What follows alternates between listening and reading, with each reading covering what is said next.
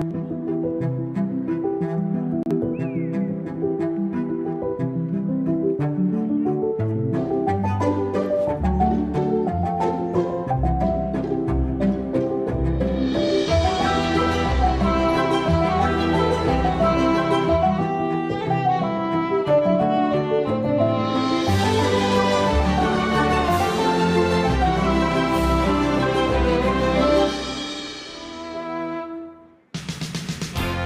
USAFL 2024 Nationals is brought to you by Tasmanian, the quiet pursuit of the extraordinary. Coopers, Australian made and owned. Coopers Beer. Visit Austin, live music capital of the world. Aussie Sports USA, the official apparel provider of the USAFL.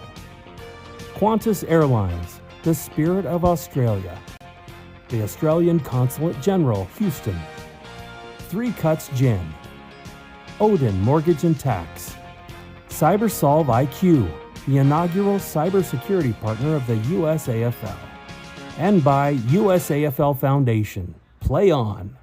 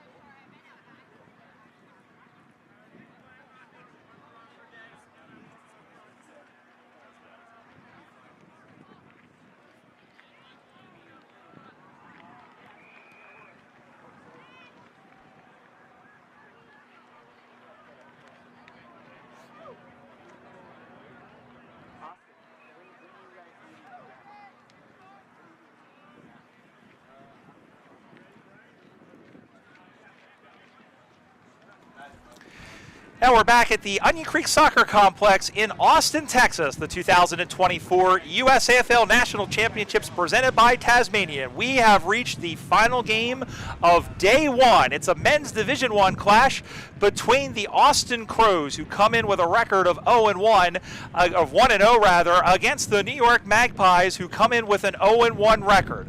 The equation is simple. If the Austin Crows win, they are in. The Quebec Saints are in by virtue of their victory over the Magpies, and New York is out of semifinal. If the Magpies could win, and perhaps we might say pull an upset, then it would come down to percentage, although Austin is in a pretty comfortable position thanks to their victory over Quebec earlier today. Brian Barish back here alongside Rob Munn of the Seattle Grizzlies, and Austin, they're coming in with a lot of steam and a lot of momentum. New York, I think, are going to look for a little bit of redemption, and they know they have their season is very much on the line. You have nothing to lose when you're New York in this situation. The Austin Crows have won national championship after national championship. They are a very, very strong side, not just because of their Australian talent. Their Americans are top-notch, and they are across the board.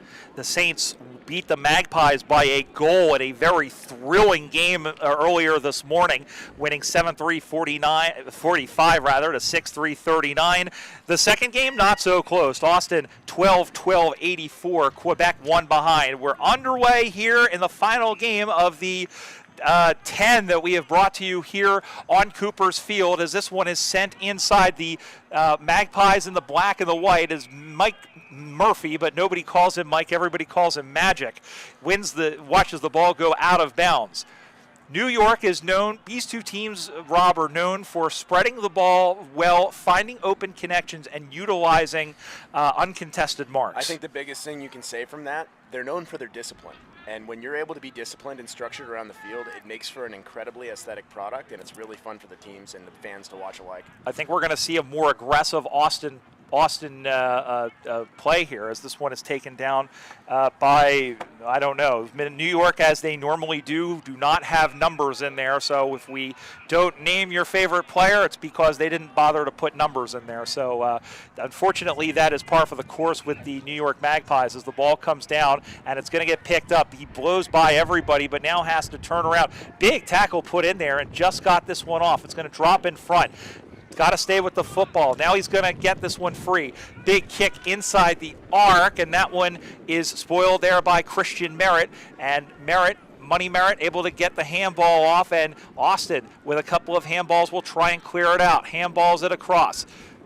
And it will go out of bounds, and we'll have a boundary throw in. No score here in the opening minute and a half. And if I'm Austin right now, this is how I want to play. No score. Like New York, clearly we've seen it in this game that we had seen previously. This is the goal scoring side as of today. Could change tomorrow, but Austin would be perfectly comfortable with a 0-0 game, knowing that they're going to get that wind in the next half. Ball gets tapped around, going to get picked out on the far side, and there is Tim Arkelian, who dropped the footy. Going after it again is the number 3, who I think is Dan Brown. I'm not 100% sure. And as the ball is up on the far side once again. And we'll have a ball in, I believe. We're a little obstructed here. And it will go out of bounds. I was watching goal umpire Ellen DeVries the entire way, and she was watching it like a hawk. Ellen, by the way, one of a bunch of, I guess we call him the professional, so to speak. She does boundary umpire in the WAFA, and the VAFA rather, the Victorian Amateur Football Association. She has a doctorate in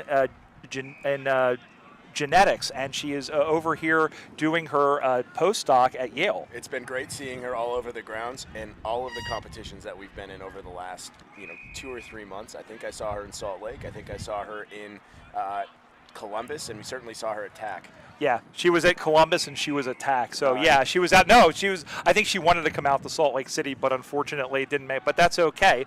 And she's been eyeing this up for some time, actually. I know she'd been looking at coming to the States a while ago, and I've known her for a couple of years, and it's great to have her. And all of our opponents, we have, a bunch of people. Of course, we've had Maddie Nichols from the AFL, more than 400 games and a couple of grand finals. He's still umpiring after 21 seasons as this one drops in.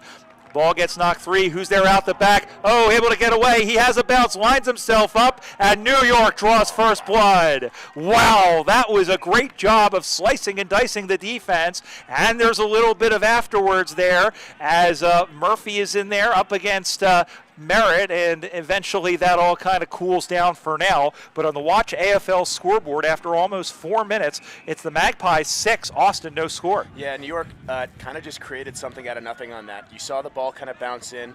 The forward that was in that position knew they're not marking the ball, go with a tap behind themselves, and the guy just kind of broke free.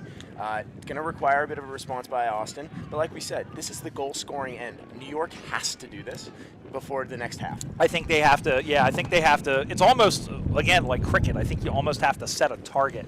You have to try and really kind of go all out here. You really have to go all to the wall here.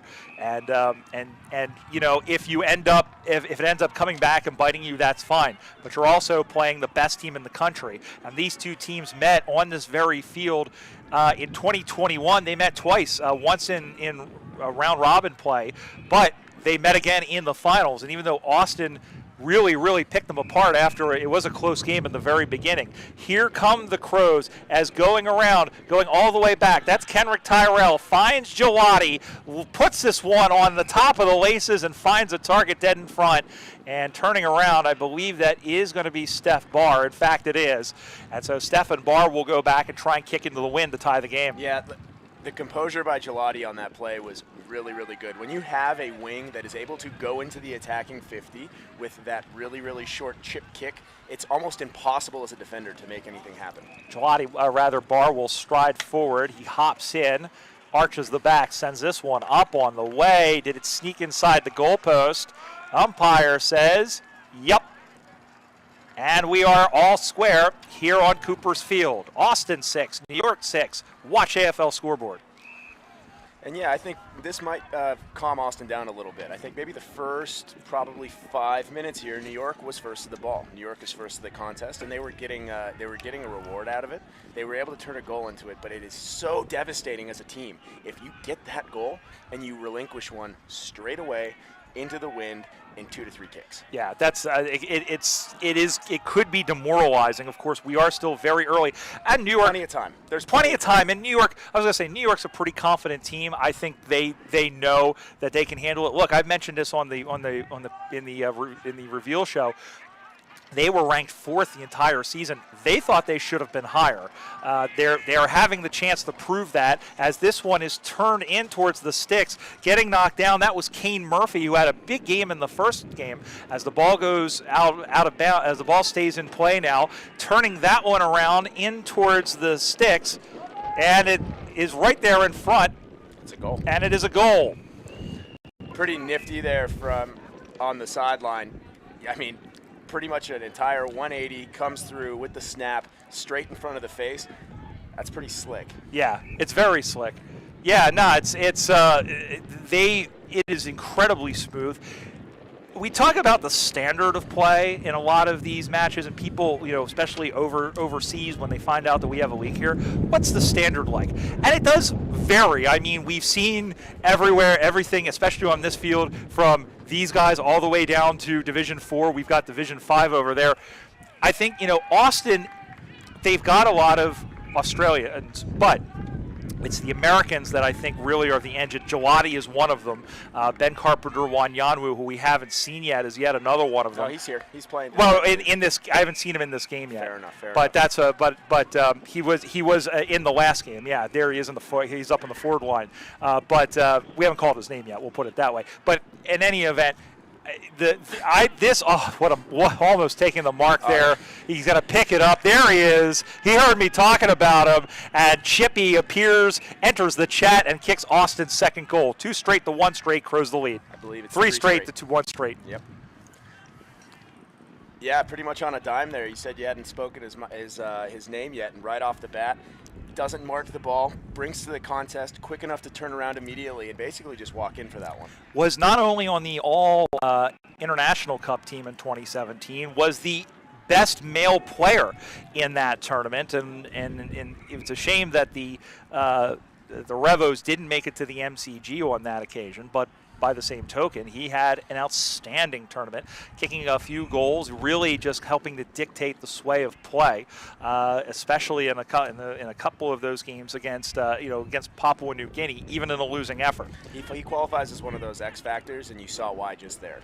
Yeah, and going back to the standard, I don't think Austin, even if they were to adhere to the 50-50 rule, I don't think the Crows would look out of place in a high-level suburban team in Melbourne. Absolutely not. The way that they're structured, the way that you play, I've played them multiple times. Yeah. I've lost to them multiple times. The way they run their system is top-notch. Yeah. It really is, from top to bottom. This is Rucksack, who has the football as this one goes in, but that one is picked off. So not on this occasion. 3 straight 18, 1 straight 6 on the Watch AFL scoreboard. And as we said, the Quebec Saints, as this one is turned around, that was Zach McKinney. And McKinney adds Austin's 4th. The one-time Seattle Grizzly, long-time Dallas Dingo, and also played in Australia. He kicks his first, the team's 4th. It's 4 straight 24 to 1 straight 6. Watch AFL scoreboard. And it's really tough because New York gets a goal, correct? And now we're seeing a situation where they basically switched Austin on. Austin is switched on now. They are aggressive. New York makes a great play in the back line. That was an incredible mark off that kick. Yeah. Come straight in, you make the play. You got to keep the mindset and get that ball out clean, because this Crows team, if you make a turnover in the forward 50, you're coming out with a point or a goal. Yeah.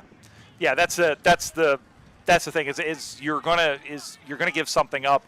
You have to go for the jugular here. You can't just mess around, because Austin will hit back quickly.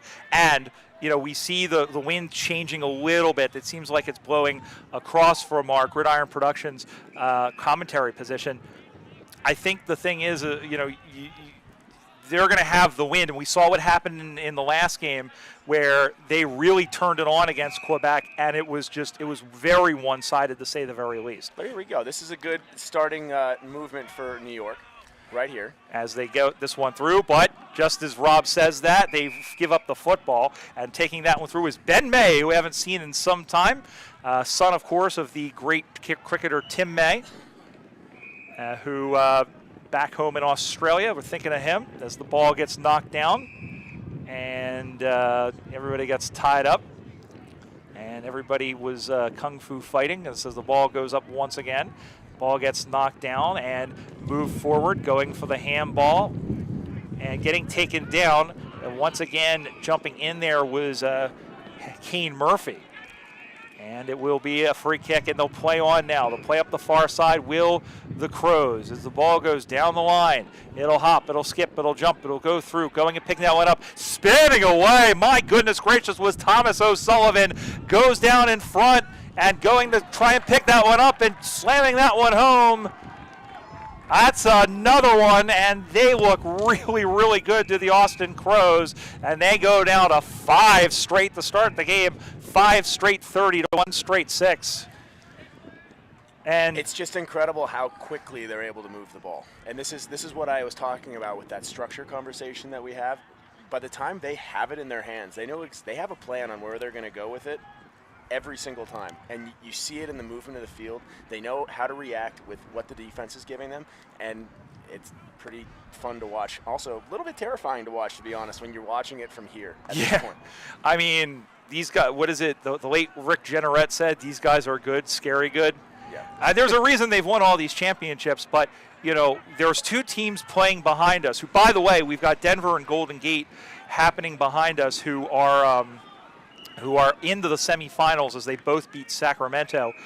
They reckon they can give Austin a pretty good shot. So we'll see what happens if it gets to that point. It looks like Austin should be on to the semifinals no matter what happens, and we'll have a ball in. And that was a great move by Christian Merritt there in that corner. Like, New York gets a little bit of momentum. They get into that forward 50. You've got a chip kick up to your forward, and Merritt just comes in, second effort, puts it out of the boundary, and we have a no ball up. As the ball will come spinning back in the play. Ball gets knocked down once again, and 2 players are there, except he collided with one of the Crows. Good smother put in there by somebody we don't have wearing number 45. As once again, we are at Nationals, folks, and we have a team without numbers in New York, and a nice laces out mark for Kenrick Tyrell. And Tyrell, who has I remember when he played with Orange County. That was the first time we saw him back in 2014.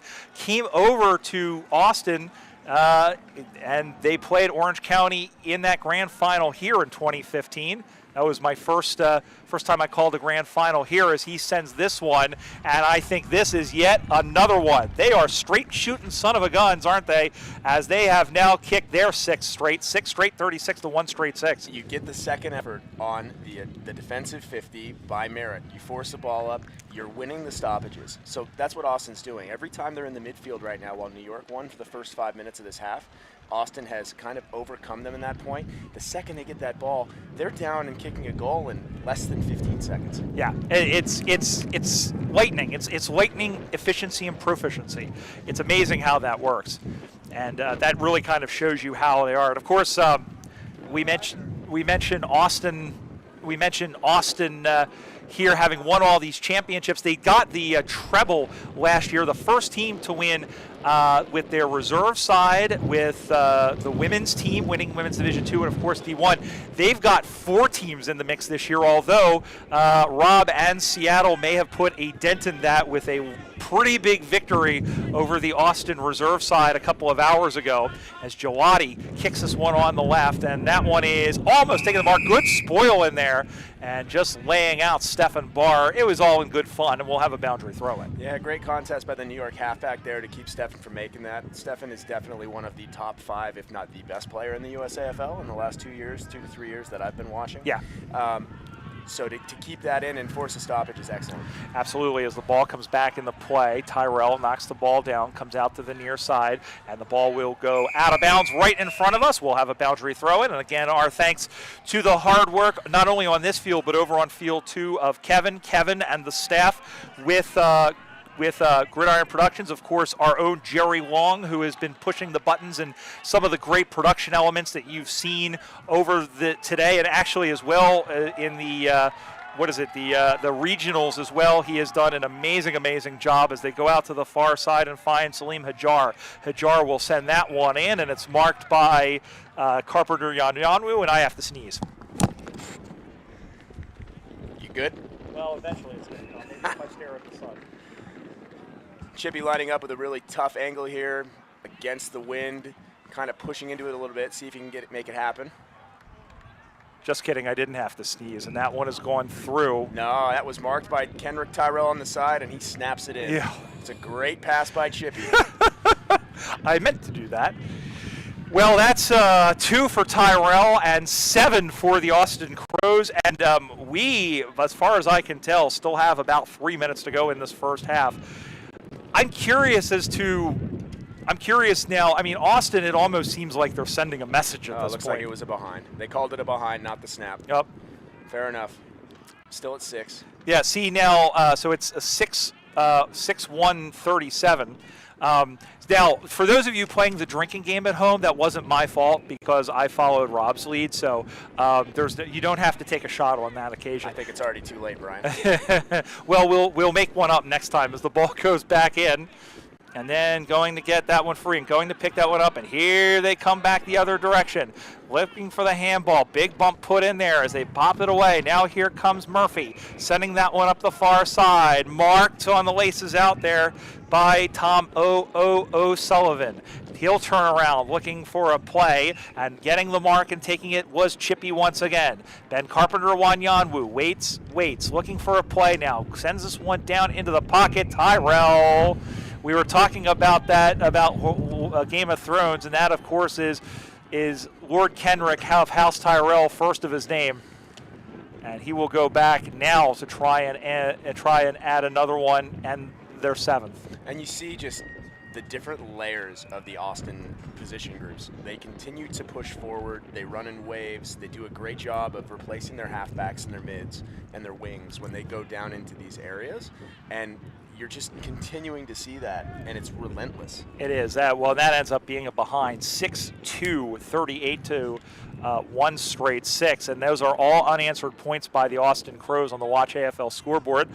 A reminder once again to join us here thanks to Gridiron Productions starting at 8 a.m. Central Time. If you're watching us in Melbourne, it will be a midnight start on Monday. So if you've got friends, if you're here at the ground and you have friends watching back home, you can get them to tune in through the night, or you can watch it back. Just all the matches are being saved and being played or being basically uploaded straight away, so you can go back and watch. And of course we have those games over on Field 5 which are being taped, I believe. So we have the game behind us. We'll get a score check in just a little bit. Maybe we'll get one for halftime as the ball comes down, and that one is back and getting that one around, going that one and popping that one up high in the air, and it's marked back the other way come the Magpies. They'll do so quickly as we are, I think unofficially, we have less than a minute to go here at the very least. And now here come the Magpies. They need one, and they need one badly, as that one is marked. He's got to go quickly. He does. Turns and fires this one inside the 50-meter arc. Not almost taken down. Good job of crumbing there. Good shepherd throw. Turns around and kicks this one. Did they get it? Yes, they did. Whew, they needed that one, did the Magpies. It's their second and their first in some time. On the Watch AFL scoreboard, they go to 2 straight 12. Austin, 6-2-38. It's back to a 26-point difference. It's so funny how quickly this game is all about the contest, right? You win the contest, you can push it forward. And Austin, for the majority of this game so far, have been absolutely suffocating as we get to the end of the half. And there, in fact, is the end of the half, and that's a good time to get it. So the score once again is on the Watch AFL scoreboard, 6-2-38 for the Austin Crows, 2 straight 12 for the New York Magpies. Around the grounds, this time for the Australian Consulate General in Houston, we have the Denver Bulldogs leading Golden Gate 20-2. That's in the first half, and also brought to you by Gridiron Productions. But back to this game, what does New York have to do to if they have any hope of perhaps turning this around? I mean, at this point, I think you look at it and you have nothing to lose. Yeah. Right. You are locked in. You are ready to go. You just got to focus and kind of throw everything you can at it, because at this point, the way it looks, this is the last 20 minutes of your opportunity to play for a national championship. Yep.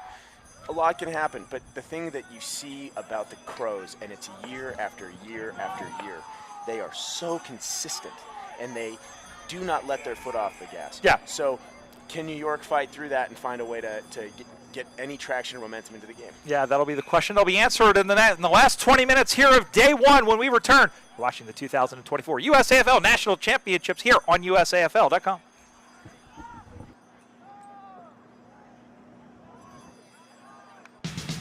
The USAFL 2024 Nationals is brought to you by Tasmanian, the quiet pursuit of the extraordinary. Cooper's, Australian made and owned. Cooper's Beer. Visit Austin, live music capital of the world. Two Hands Hospitality, fueling your lifestyle. Watch AFL, stream every match. Devil's Corner, Tasmania. HBC Event Services. Play Aussie. Premier Sports Medicine. And by the Movember Foundation.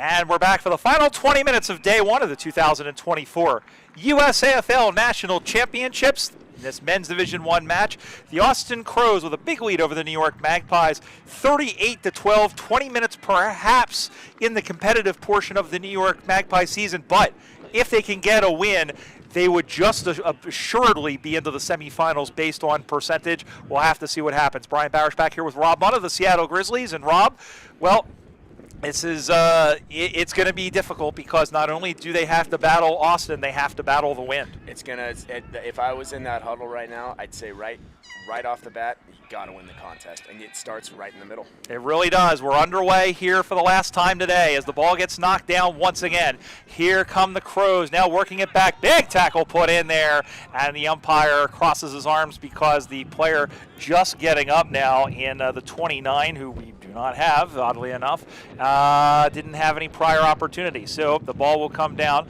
Going to get handoff. Big kick. Oh, good smother in there by the guy with no name, just like the America song almost, as it's going to get picked up back the other way, and then tripping and falling over a blade of grass was O'Sullivan.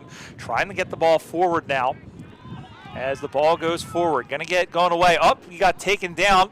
No call. Dancing away, and everybody just kind of bumping off of shoulders now as this one is sent in. It goes down into the pocket. It gets knocked free. There is a chance. There is Arkelian with a handball looking in front, but the big mitts of Nolan Cox was able to disrupt it. As there's Arkelian once again, and it's a big tackle.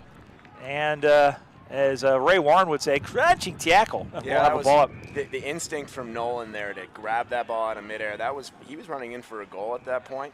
Really, really, really sound defense. Austin has had to stay sharp on that defensive side because they really haven't had the ball down there that much. He had a big old bear claw, and he stuck it out and went as Gelati in front of the Cooper's Beer Tent. And Cooper's Beer Tent, there's a fair bit of people over there getting some delicious Cooper's beer. And, of course, if you're here at the ground tomorrow or you want to do some people watching on the broadcast, you'll note that tomorrow, starting at 1 p.m., we'll have the finals matches with Division III, Division II, Division I on the men, and the women's Division I. By the time all the other games end and the season for most of the teams have ended, you will have a crowd of maybe more than 1,000 people on that far side, and it will be as awesome as it always is, irrespective of what happens in the final games.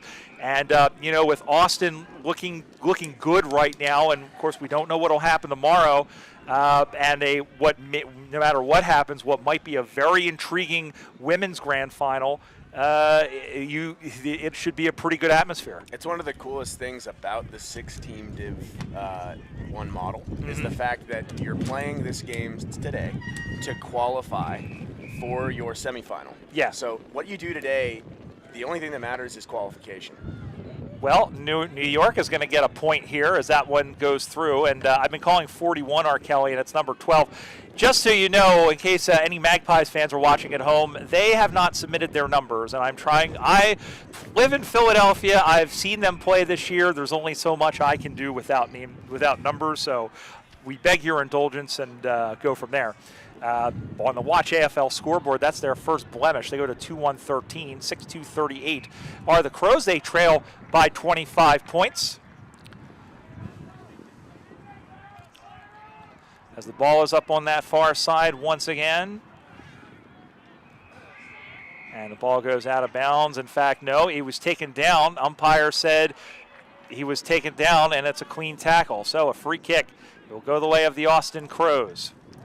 What we'll do probably a little bit later on, if the score kind of remains in the same as it is, we will take a quick look because we have updated standings for you across all 7 divisions. And it's a lot of numbers, and I like geeking out on numbers. You did say you like sitting in front of a computer earlier, so. I do. Well, aside from the 8 hours a day I do it for my real job and the countless hours I do it for my role with the USAFL.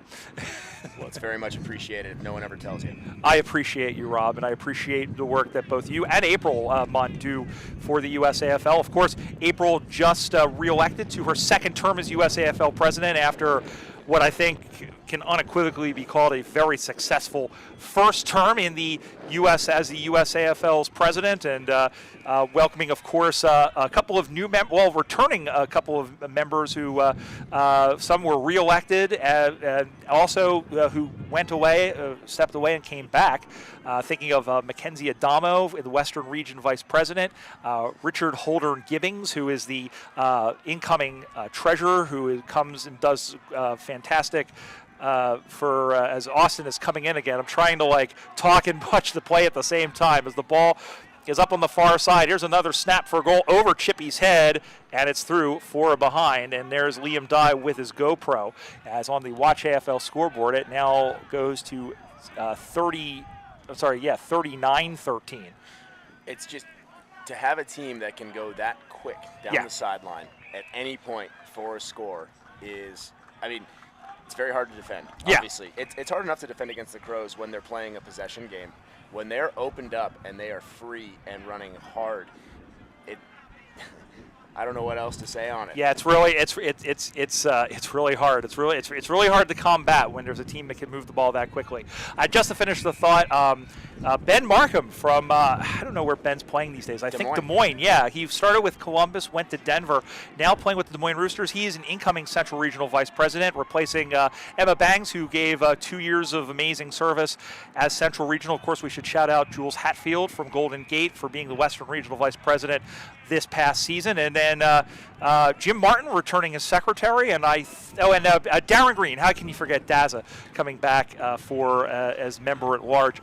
And our thanks to all of them, and for those who have put their hands up, who do a lot of great work and as volunteers, and it's really kind of a thankless position. I know you also being president of Seattle and being both you and April being involved in the BCAFL as well.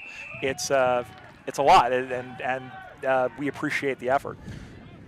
We just want to make footy grow, and specifically for us in the Northwest, it's a very, very important thing. We want to also raise the level of everything that we're able to do, kind of to the point that we want to get to where New York and Austin are in their team. So we're going to keep trying to drive that standard as much as we can. Absolutely, as this one is taken down in front as Merritt was in there, and so I don't know who the 11 is. He's not on my sheet, but he just got absolutely sidetracked there, and as the ball gets knocked down, and this one will get cleared out, sending this one off to the side of the foot. That's a good mark.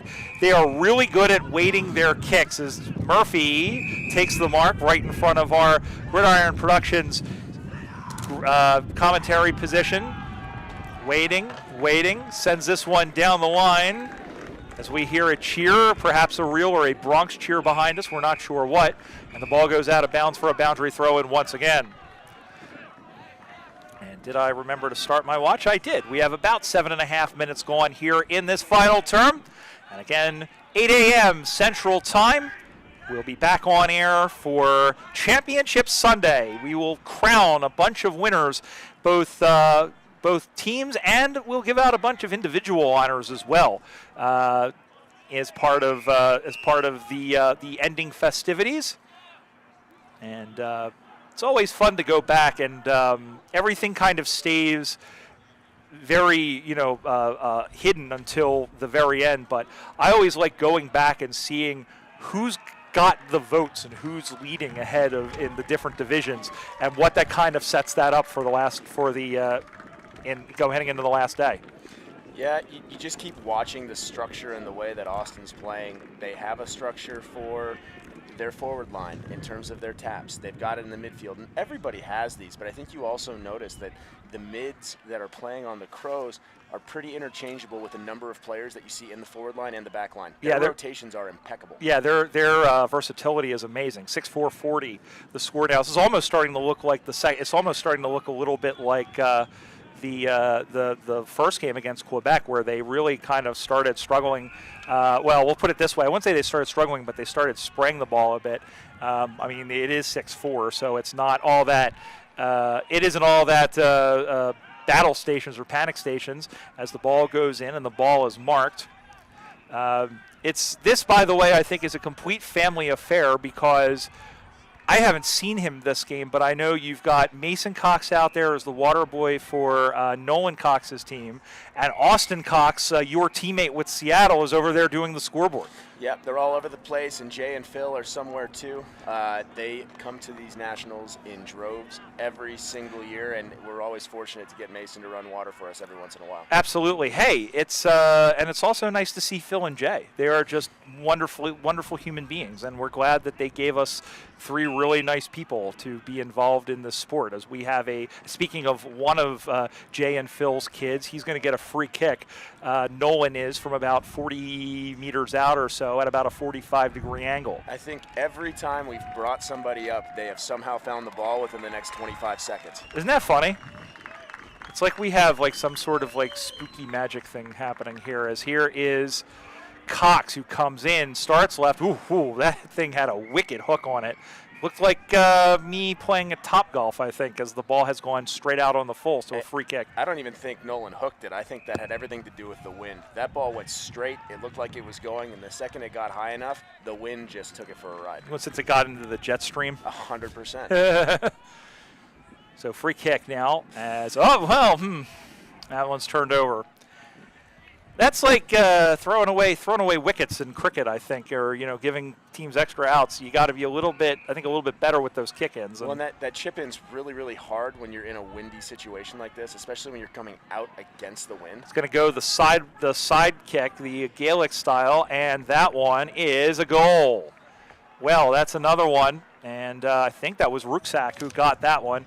It is the 7th of the game for the Crows. They go to 7-4. 46, 2-1-13. The lead is 33 points. And as we come back into the middle, we are very quickly, so that we don't take up too much time at the end of the game, going to go around the grounds and take a look at the standings in all the divisions. And, of course, we have that other game happening over here. The last we checked, Denver was leading Golden Gate in that game. We'll get a score update in just a moment. In Division 2, we're just confirming Cleveland and Baltimore, what the score was of that one, but Seattle at 2-0 in a very good position in Pool A. It's Columbus. Columbus and Baltimore. And in Pool B, we're still waiting on it. We're a little behind, waiting on the scores of the second round of games. But Houston and D.C. were 1-0. San Diego and Boston were 0-1. As this one is kicked in once again, and it gets back behind. There is Carpenter Wanyanwu again. And he almost cleared out in front. Carpenter Wanyanwu stuck the ball down. Oh, you got to be joking. Oh, no, don't tell me. I don't believe it. That's a goal, but I don't believe it. I see it, but I don't believe it. And Austin and New York on that. The effort from both players on that was awesome. Oh yeah, New York hasn't given up one bit. That New York defender goes into the post to try and protect it and rush it behind. For the Austin player to come through and be able to helicopter that ball through with a sweeping leg kick, pretty impressive. 8-4-52 to 2-1-13. 62. You might 8 times 6 is 48. 52. Mm-hmm. All right, fair enough. I'm looking at the total score on the side. Yeah, I mean, look, I've been dodgy all day, but no, that's fair. because they had 40. What did they have? They had 46 before, and there are no Super Goals in the USAFL, but that was an April Fool joke one year. Just continuing on in men's Division 3, we have 2 virtual semifinals in Pool A. It'll be Minnesota and Chicago, and in Pool B, Calgary and North Texas. In Division 4. We've got still up for grabs. The Denver Bulldogs reserves at 2-0 in Pool A, with Orange County and St. Louis at 1-1, and over in Pool B, it's Oklahoma who are 2-0 as this one drifts across, and they'll have a chance to clear out New York. Oklahoma 2-0. Austin goal opportunity, actually. Thank you. Portland and Fort Lauderdale are both 1-1, and there is another goal for Austin, I believe. Yep. So on the Watch AFL scoreboard, that's their 9th. Now, as Austin has fixed it, they go to 9. That was a goal, yeah. 9-4-58. Yep. To 2-1-13. We're waiting for Austin to get up and change the score. He did change it back to 52, which is good. And then just going quickly, so we said Portland and Fort Lauderdale are both 1-1. Down in Division 5, the semifinals are set. It will be North Carolina against Rome, and the Magpies reserves against the Houston Lone Stars reserves. So at least the Magpies, the reserves are in a good position. They'll play in a semifinal tomorrow. Taking a look at the women, it'll be at Minnesota at 2-0. Golden Gate and Seattle are 1-1. Denver are 0-2. Golden Gate plays Denver tomorrow. Minnesota plays Seattle. So lots of possibilities still. It could still be determined by percentage still, though the Bulldogs are essentially out of it at 0-2. And then in the women's Division II, Austin at 2-0. And you've got Calgary, Quebec, and Sacramento all at 1-1. DC with a tough effort today. They're at 0-2. So a lot of things to play for. We'll give out championships in all 7 divisions tomorrow. And, of course, play, as we said, begins at 8 a.m. tomorrow Central Time. And we'll begin the finals at 1 p.m. on both fields, as New York, they might have gotten another one. Yes, they have. Well, is it too little, too late? I don't know. There's maybe 5 minutes left at best. And on the Watch AFL scoreboard, they go to 3-1-19. And New York is at, or rather Austin, at 9-4-58. You just love seeing the effort and the competitiveness level that New York is bringing to this game. They are getting some run of play, but it just shows you when you play in Austin, you have to capitalize on every single opportunity that you get. I'd say New York in this game has probably capitalized on about 45 to maybe 55%. That's 3 to 4 goals in that situation. And you add those in with the mental mistakes that came out of the back line a couple of times, which happens to everybody when you play Austin, because you feel that pressure, and it's constant, and it's all the time. You have to play a perfect game against them to beat them. It really is. It's you do, and a lot of teams are. Some teams are capable of doing that, and many teams are still trying to find there. Around the grounds for Visit Austin, it is 32-6. Denver leads Golden Gate. So Denver right now looks like they're going to win Pool B, and if everything holds the way it's supposed to, and we have just a couple of minutes to go, it's looking like Denver is going to end up playing Quebec in the semifinal, while Austin will get Golden Gate. A couple of really good matchups here. And Quebec with a chance at making it into the grand final. It'll be the highest they've done, as this one is turned around there by Ryan Hitch, and it is marked dead in front by Ben Carpenter-Wanyanwu. Yeah, Chippy on that lead, excellent. Reading the ball, comes off at an odd angle, puts him straight in front, and he slots the goal. Yep, that's all he has to do. So another double-digit goal performance for the Austin Crows as they go on to 10-4-64. Good buddy, 3-1-19. It is a 45-point lead. And we should mention, of course, you can follow along with all the action at usafl.com/national/2024. Take a look at the matchups. I'll have a write-up. Hopefully tonight. We'll see how fast I can get it written before the soccer game tonight. And then you can, of course, follow us on our social media at USAFL1997. We'll have lots of, and on Facebook as well. We'll hopefully get some pictures up, some snapshots, and some stories from our teams from around the league. So the ball comes once again in, just not much time left as this one heads out to the pocket. And this one bounces free. Big tackle put in. There is Merritt, long handball across as the papers float about but don't fly away. As this one is kicked back in the other direction, it'll pop up high in the air. Going to pick that one up. There is Justin Harris. Harris will try and turn around. And we'll have a ball up in front. They haven't changed the scoreboard. I could have sworn they kicked the goal just then. They did. So they it did. 10-4-64 to 3-1-19. And we're sorry for the sort of out of character chatter there, but just making sure that everybody has the correct score. I think it's been a long day, Brian. It absolutely has. This is the 10th game on this field, and again, our thanks to Kevin and Jerry and our camera folks, Sandy, and I didn't get the other gentleman's name, but what is it? Julian. Thank you, Julian. And the guy on field 2. Do you remember his name? Well, no, the camera guy. I know Kevin Jr. Yeah, we'll figure it out. But everybody here has done such a fantastic job, and we really appreciate the effort. And hey, we've got, Doran James is lurking around here somewhere. He, of course, puts all this together as tournament director as the ball goes free, one-on-one contest. It is a good tussle in there, and New York is going to win it for now before the cavalry arrives. Going to get picked up and cleared out. Down the middle of the ground, it'll hop high in the air. Going back to get to it, there is Zach McKinney. McKinney finally gets the ball, but he looked like he was diving in for a try right there as going to pick that one up. Ball goes down, and that, I believe, is the game. I believe. Let's double check. Let's see. Hang on. A little bit of, we don't want to see this. A little bit of grabbing afterwards as Christian Merritt comes in and says, calm down, but, by grabbing it. And we're just checking to see because I saw the umpire put his hands up. They are going to play on, so my apologies as this one is sent in. Oh, what a mark.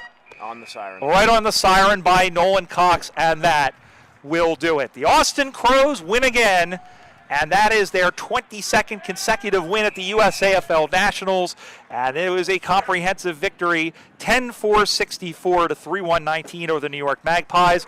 It is the Crows and the Quebec Saints who will go out of Pool A. And, of course, we await the final, but it looks like Denver's going to beat Golden Gate.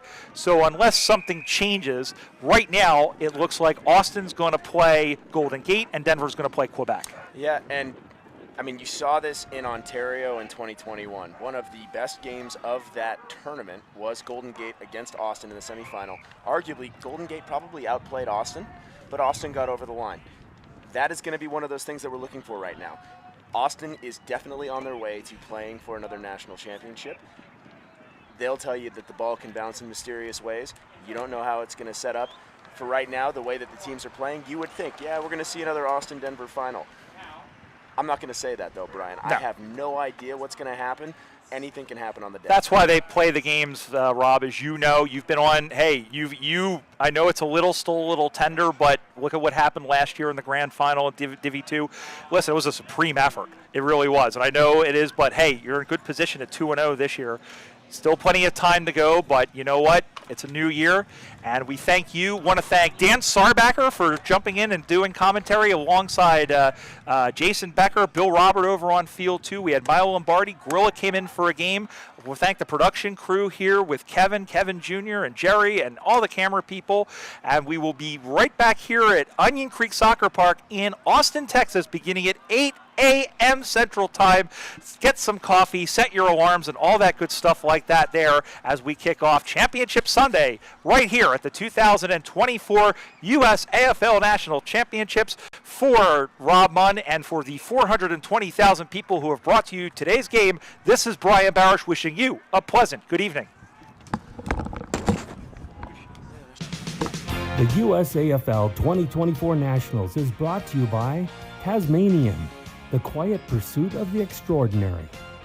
Cooper's, Australian made and owned. Cooper's Beer.